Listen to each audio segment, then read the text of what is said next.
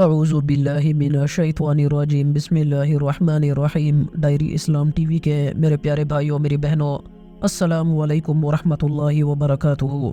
آپ آج ایک ایسا وظیفہ سمجھنے جا رہے ہیں، صرف سجدے کی حالت میں آپ نے قرآن مجید کی ایک چھوٹی سی آیت پڑھنی ہے۔ اللہ اتنا عطا کرے گا کہ آپ کبھی سوچ نہیں سکتے کہ آپ کے پاس اتنا رزق آئے گا۔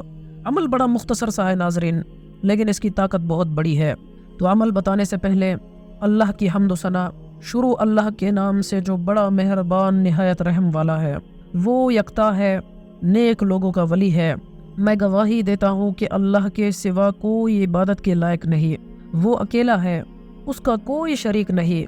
وہی ہے جو رزق دینے والا ہے، وہی ہے جو عزت دینے والا ہے، وہی ہے جو گھروں کے معاملات کو بہتر کرنے والا ہے، وہی ہے جو آپ کو وہاں سے رزق دیتا ہے جہاں سے آپ تصور بھی نہیں کر سکتے۔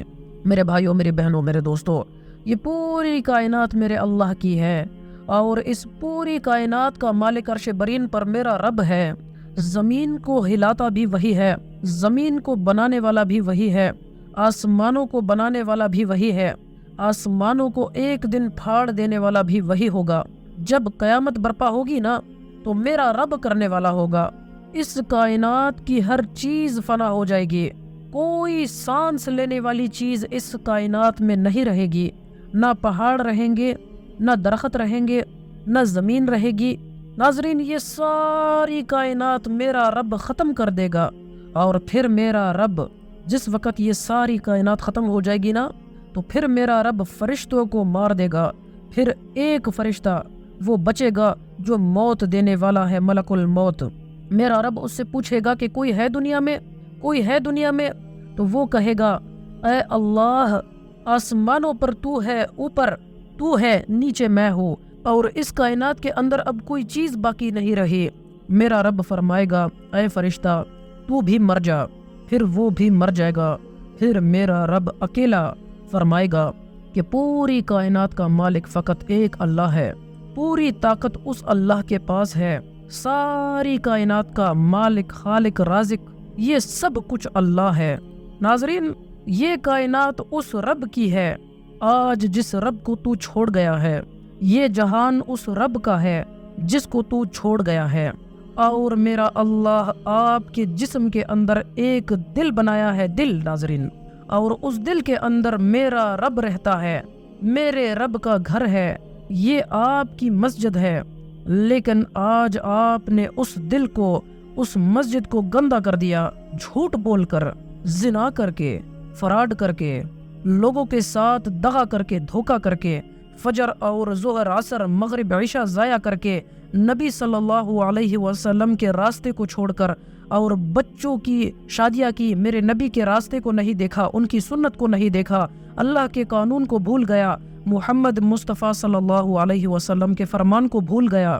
آج یہ مسجد، یہ تو تھا اللہ کا گھر، لیکن یہ تو نے شیطان کو ادھر رکھ لیا ہے، یہ شیطان کا مسکن بن چکا ہے۔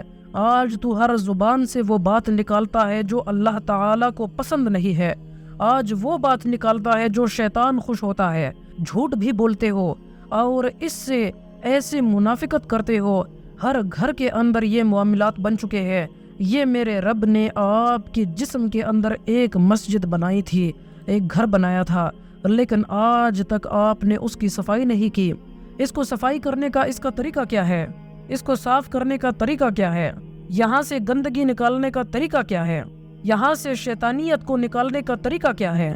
وہ صرف اور صرف ایک طریقہ ہے، آپ اللہ تعالیٰ کے ولیوں کے پاس اس دور میں جاؤ، ان کی گود میں جاؤ، ان کے سایہ افقت میں جاؤ، ان کی صحبت اختیار کرو، اور ان کے پاس بیٹھ کر اللہ تعالیٰ کے قریب ہونے کی کوشش کرو، اور اللہ کا ذکر شروع کرو۔ اللہ کی قسم، یہ دل روشن ہو جائے گا، یہ دل روشن ہو جائے گا۔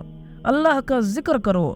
قرآن کے اندر کھلے الفاظ میں ہے، یا ایھا الذین آمنوا اذکروا اللہ ذکرا کثیرا وسبحوا بکرۃ واصیلا۔ میرے رب نے حکم دیا ہے کہ اے ایمان والو، میرا ذکر کثرت سے کرو۔ آج ہم نے ذکر کو چھوڑ دیا۔ ذکر کیا ہے؟ آگے اللہ فرماتا ہے کہ صبح و شام کرو، صبح و شام ذکر کرو۔ کبھی فکر کیا ہے؟ اس کی صفائی کا یہی طریقہ ہے۔ آپ اپنی آنکھوں کو بند کرو اور نماز مغرب کے بعد جب شام ہوتی ہے، میرے اللہ کا حکم ہے کہ شام کے وقت اور صبح کے وقت میرا ذکر کرو۔ شام کو جب نماز پڑھ لو، آنکھیں بند کر لو اور سانس کے ذریعے اس کے اوپر زور زور سے جیسے ایک ہتھوڑا لگایا جاتا ہے، سانس کے ذریعے اللہ اللہ اللہ ہو کی جو چوٹ لگتی ہے وہ ایسے لگے دل پر کہ یہاں سے شیطان بھاگ جائے۔ اللہ، جب اللہ کہو سانس کے ذریعے، اور یہ محسوس کرو ناظرین کہ میرا یہ سانس 7 آسمانوں سے بھی اوپر چلا گیا ہے، وہاں سے ہتھوڑا آ رہا ہے ہو کا اللہ ہو۔ جب یہ ہتھوڑا لگے گا یہاں پر، یہاں سے گندگی نکلے گی ناظرین، یہاں سے شیطانیت نکلے گی اور اس پر اللہ کا نور آنا شروع ہو جائے گا۔ جب یہ صاف ہو جائے گا پھر دل خوش ہو جائے گا، پھر جسم کو سکون آ جائے گا، پھر آپ کی زبان ایسی ہو جائے گی، اس میں پیار آ جائے گا، اس میں نفرت ختم ہو جائے گی، اس میں محمد مصطفیٰ صلی اللہ علیہ وسلم کی سنتوں کا آگے پرچار ہونا شروع ہو جائے گا۔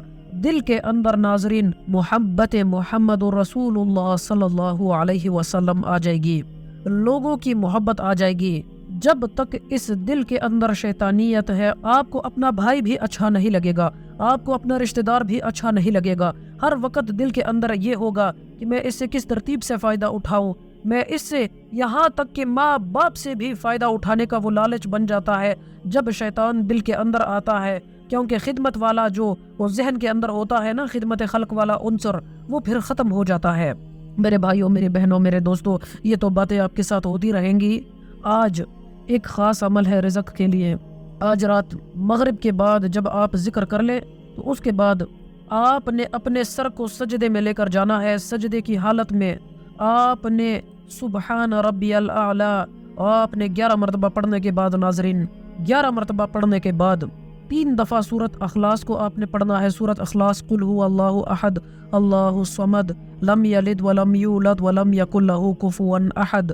پھر اس کے بعد اہدنا الصراط المستقیم اہدنا الصراط المستقیم اہدنا الصراط المستقیم اہدنا الصراط المستقیم، اس ترتیب سے پڑھتے جاؤ پڑھتے جاؤ پڑھتے جاؤ، گنتی نہیں کرنی ناظرین۔ آٹومیٹک آپ کا منہ پھر جائے گا یا دائیں یا بائیں۔ اگر دائیں پھر گیا تو سمجھ لینا کام بن گیا، اگر بائیں پھر گیا تو سمجھ لینا کام نہیں ہوا۔ آپ کی آج عبادت میں فرق ہے، آپ کی نیت میں فرق ہے، آپ نے جو کھانا کھایا ہے شاید حلال نہ ہو، اسی لیے یہ عمل آپ نے کرتے رہنا ہے۔ جب دائیں منہ پھر گیا تو سمجھ لینا کہ آپ کا کام ہو گیا ہے۔